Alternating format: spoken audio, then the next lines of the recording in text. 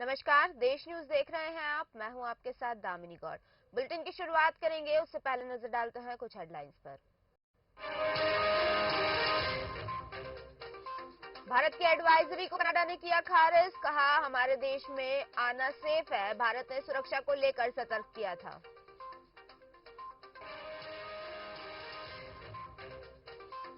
महिला आरक्षण बिल पर राज्यसभा में चर्चा आज। लोकसभा में कल 60 सांसदों ने रखी थी बात। बिल में 444 वोटों के साथ पास। जम्मू कश्मीर में पहली बार भारतीय वायुसेना का air show. Surya Kiran aerobatics team hoc M के 132 विमानों से ताकत दिखाएंगे।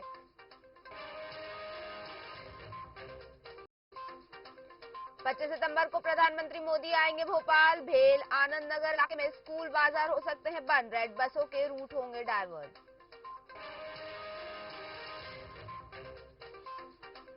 भारत की वर्ल्ड कप की जर्सी लॉन्च। कांधों पर तिरंगे का कलर लगाया। तीन का ड्रीम थीम सॉन्ग में रोहित कोहली भी दिखे।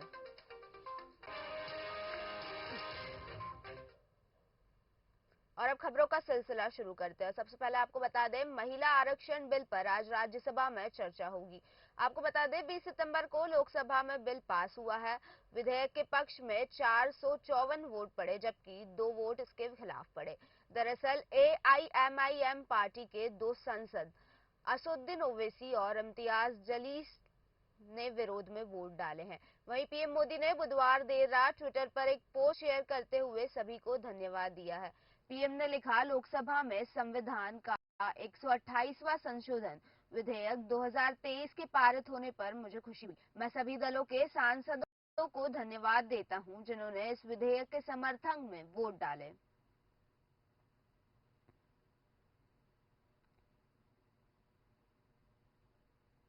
जम्मू एयरफोर्स स्टेशन पर आज भारतीय वायुसेना का एयर शो होगा।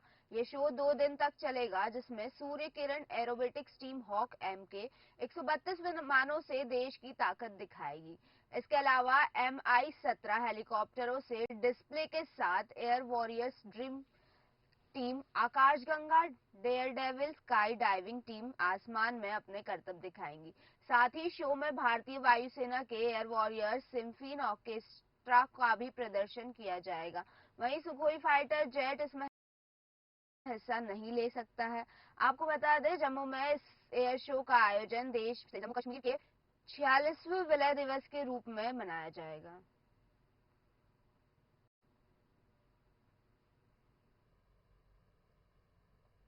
25 सितंबर को पंडित दीनदयाल उपाध्याय की जयंती के उपलक्ष्य में भोपाल के जम्बूरी मैदान में कार्यकर्ता महाकुंभ आयोजित किया जाएगा, जिसमें प्रधानमंत्री नरेंद्र मोदी कार्यकर्ताओं को संबोधित करेंगे। वहीं भारतीय जनता पार्टी का दावा है कि इस सम्मेलन में करीब 10 लाख लोग शामिल हो सकते हैं, जिस वजह से आसपास के कई इलाकों में ट्रैफिक जाम की स्थिति भी बन सकती है।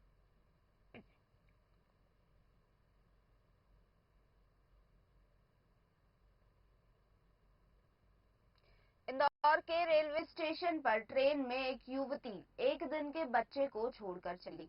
आपको बता दें, रेलवे पुलिस के मुताबिक डॉक्टर अंबेडकर नगर से रतलाम के लिए चलने वाली ट्रेनों में लोगों ने नवजात बच्चे के रोने की आवाज सुनी, जिसके बाद रेलवे पुलिस को सूचना दी गई और मौके पर पहुंची पुलिस ने एक डलिया में से एक दिन के बच्चे को देखा। इसके बाद उसे लेकर एमवाय अस्पताल पहुंची। बता दें, मामले में फुटेज की तलाश की जा रही है।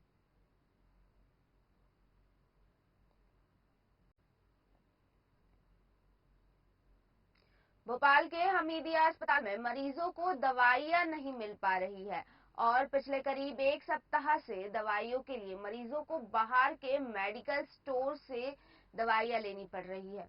आपको बता दें, अस्पताल के दवा काउंटर पर हर रोज करीब 2000 से ज्यादा मरीज दवा लेने पहुंचते हैं और इन मरीजों को दवा न मिलने की वजह से परेशान होना पड़ता है। तो भोपाल के हमीदिया अस्पताल में मरीजों को इस तरह की परेशानियों का सामना करना पड़ रहा है, जहां मरीजों को दवा न मिलने की वजह से अधिक पैसे देकर बाहर के मेडिकल लो से दवाइयां खरीदनी पड़ती है। आपको बता दें, मरीजों को कुछ दवाइयाँ नहीं मिलती है जो डॉक्टर उन्हें लिख कर देते हैं और फिर वो दवाइयाँ बाहर से खरीदते हैं, जिस वजह से मरीजों को कई तरह की परेशानियों का सामना करना पड़ रहा है और इसे लेकर मरीजों ने अपना आक्रोश भी जताया है। वहीं अधिक जानकारी के लिए इस पर हमारे साथ हमारे संवाददाता जुड़ चुके हैं विनोद तिवारी जी। विनोद जी, बहुत बहुत स्वागत है आपका। धन्यवाद। तो विनोद जी, हमीदिया अस्पताल की खबर है जहां मरीजों को दवाइयां नहीं मिल रही है और उन्हें बाहर के प्राइवेट मेडिकल स्टोर से दवाइयां लेनी पड़ रही है। ऐसे ही कुछ मामला कुछ दिन पहले फिर आया था, लेकिन उसके बावजूद इस पर कोई कार्रवाई नहीं हुई। इस पर क्या कहना चाहेंगे आप? अगर शहर की सबसे बड़े हॉस्पिटल में दवाएं नहीं मिल रही तो ये बड़ा गंभीर समस्या में जो है चल रहा है बीमारी का और वायरल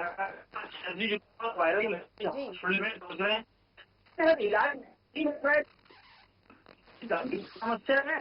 और सरकारी हॉस्पिटल का आपने मीडिया का केस बताया है, एक हॉस्पिटल नहीं है, बाद में हमारे एक और हॉस्पिटल भारत सरकार जेपी हॉस्पिटल, वहाँ भी यही हालत है कि बराबर रूप से नहीं मिल रही है। तो कहीं ना कहीं सरकार को ध्यान देना पड़ेगा। नहीं तो ये सरकार की एक बड़ी लापरवाही नजर आती है। हेलो, आप मेरी आवाज सुन पा रहे हैं?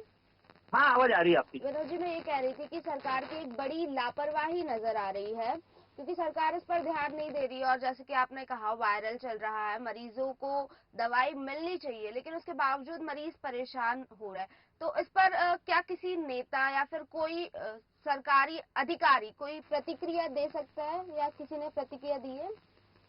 नहीं देखिए, सबसे बड़ी बात है कि जिसको ये व्यवस्था संभालने की जिम्मेदारी दी गई वो तो एक खुद वर्तमान में मंत्री जी उनके साथ घूमते हैं जी। आपको बताऊं, जिसको जवाबदारी दी गई है कि हॉस्पिटल की व्यवस्था देखना है, स्वास्थ्य सुविधाएं देखना है आपको, सीएमएचओ की जवाबदारी होती है। लेकिन सीएमएचओ तो एक मंत्री जी के करीबी बने हुए हैं, तो सीएमएचओ जब किसी चीज पे ध्यान नहीं देंगे, और सबसे बड़ी बात है कि सीएमएचओ भोपाल से अब अगर आप ऐसी किसी प्रश्न का सवाल करने जाएंगे तो वो आपको जवाब ही नहीं देंगे, वो आपसे मिलेंगे ही नहीं। क्योंकि स्वाभाविक है कि जब एक जिसको जवाब देना है वो एक कद्दावर मंत्री के साथ घूमेंगे उठेंगे बैठेंगे तो वो जवाब नहीं देंगे। और जिनको ये पूरी व्यवस्था संभालना है, जब वो इधर उधर घूम रहे हैं, जनता मतलब क्या परेशानी आ रही है, क्यों दवाएं नहीं मिल रही, क्यों डॉक्टर समय पे नहीं पहुंच रहे, लगातार बराबर ये खबरें छप रही हैं कि कभी डॉक्टर नहीं पहुंचता है, कभी दवाएं नहीं मिलती, कभी डॉक्टर को मार दिया जाता है, कभी इलाज के कारण बच्चे की मौत हो जाती है। तो कहीं प्रशासन को व्यवस्था में सुधार करना पड़ेगा। लेकिन जो जिम्मेदार हैं उनकी ये ड्यूटी बनती है कि अगर कहीं ऐसा हो रहा है तो उस पर ध्यान दिया जाए, लेकिन वो ध्यान नहीं दे रहे। उसी कारण से छोटी छोटी समस्याएं बढ़ के बड़ा रूप ले लेती है, जिसका परिणाम ये कि आज दर्द निवारक छोटी सी एक गोली भी वहां नहीं मिल रही है और पर डे उसमें कम से कम 3 से 4 हजार पेशेंट पर डे जाते हैं बड़े हमीदिया हॉस्पिटल में। और सरकार को निश्चित ही ध्यान देना पड़ेगा, नहीं तो आने वाले समय में ये गंभीर समस्या बन जाएगी। दामिनी, तो इसकी तरफ सरकार ध्यान क्यों नहीं दे रही? क्योंकि इसके पहले भी संजीवनी अस्पताल का एक मुद्दा उठाया गया था जिसमें बताया गया था कि मरीज स्टाफ नहीं मौजूद है या डॉक्टर मौजूद नहीं है, जिस वजह से मरीजों को परेशानी हो रही है। इसके पहले हमीदिया का भी एक और मुद्दा आया था और फिर से हमीदिया का ही एक मुद्दा आया। तो इस तरह की चीजें होती जा रही है भोपाल में और इस तरह की घटनाएं लगातार सामने आ रही है, जिसके बावजूद सरकार इस पर कोई प्रतिक्रिया नहीं दे रही है और प्रशासन इस पर कोई स्टैंड नहीं ले रहा है।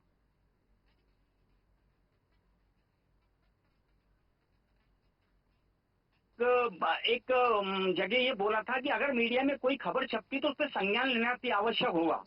उन्हें अधिकारियों को बोला था अगर कोई मीडिया में खबर छपती है तो आप संज्ञान लीजिएगा। लेकिन सवाल उठता है कि अधिकारी आखिर ऐसी अव्यवस्था पर ध्यान क्यों नहीं दे रहा। मैंने आपको पहले भी बताया था, मैं अब फिर बोल रहा हूँ आपको, अधिकारी अपने कार्य के प्रति जिम्मेदार नहीं है। जिस अधिकारी को ये व्यवस्था देखना है वो खुद किसी मंत्री के साथ घूमता है। आप मुझे बताइए, उसको ये डर नहीं है कि मेरे खिलाफ खबर छपेगी, मेरे खिलाफ मीडिया में आएगा, मेरे खिलाफ आक्रोश होगा। तो कहीं ना कहीं इस तरह के अधिकारी जब तक इस प्रशासन में रहेंगे स्थिति ऐसी रहेगी। और जब तक ऐसे अधिकारियों को बाहर का रास्ता नहीं दिखाया जाएगा जब तक सुधार नहीं होगा। क्योंकि जिसको पूरी व्यवस्था देखना है, जिसको जवाब देना है, वो जवाब देना उचित नहीं समझ रहा है। आप बताइए, इसके पहले भी कई बार स्वास्थ्य विभाग को लेकर कई बार खबरें छप चुकी हैं, कई बार ऐसे मुद्दे उठे हैं, लेकिन क्या हुआ, या तो उसका ट्रांसफर करके उसको कहीं भेज दिया और पता चला 1 महीने के अंदर वो वापस आ गया। तो कहीं ना कहीं निश्चित समझ में आ रहा है कि ये जितने भी अधिकारी बैठे सब पावरफुल नेता है। किसी के ऊपर राजनेता कहाँ थे, किसी के ऊपर किसी कहाँ थे, कोई पैसे वाला है। तो कहीं ना कहीं ये जो व्यवस्था चरमरा रही है, इसको सुधारने के लिए सबसे पहले अधिकारियों पे लगाम कसना जरूरी होगी, उसके बाद ही व्यवस्था में सुधार होगा। दामिनी, बहुत बहुत धन्यवाद आपका विनोद जी हमारे दर्शकों के साथ जुड़ने के लिए। तो हमीदिया अस्पताल में लोगों को दवाइयां नहीं मिल रही है। वही अगली खबर पर आते हैं और आपको बता दें अगली खबर छत्तीसगढ़ से है, जहां आज से मानसून सक्रिय हो गया है। बता दें कि मौसम विभाग ने 3 दिन तक भारी बारिश का अलर्ट जारी किया है। वही जानकारी के मुताबिक उड़ीसा तट पर एक निम्न दाब का क्षेत्र है और वहां चक्रवाती सिस्टम भी है। इसके असर से राज्यों में आज से मानसूनी गतिविधियां शुरू होंगी। वहीं जशपुर और रायगढ़ जिले के लिए येलो अलर्ट जारी किया गया है। अब बीते 4 दिनों से बारिश नहीं होने की वजह से तापमान तेजी से बढ़ा है। आपको बता दें राजधानी रायपुर का अधिकतम तापमान 34 डिग्री से अधिक रहा।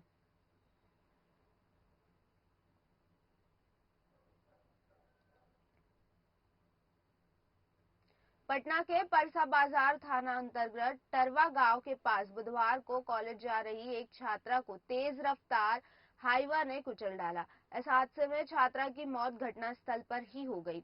घटना के बाद हाईवा का ड्राइवर वहां से फरार हो गया। इधर हादसे की सूचना मिलते ही ग्रामीण उग्र हो गए। ग्रामीणों ने परसा मसौड़ी मार्ग को जमकर प्रदर्शन किया। लोगों ने हाईवा को आग के हवाले कर दिया। वहीं घटना की सूचना मिलते ही परसा बाजार समेत कई थानों की पुलिस मौके पर पहुंची और इस बीच लोगों ने पुलिस प्रशासन के खिलाफ जमकर नारेबाजी की।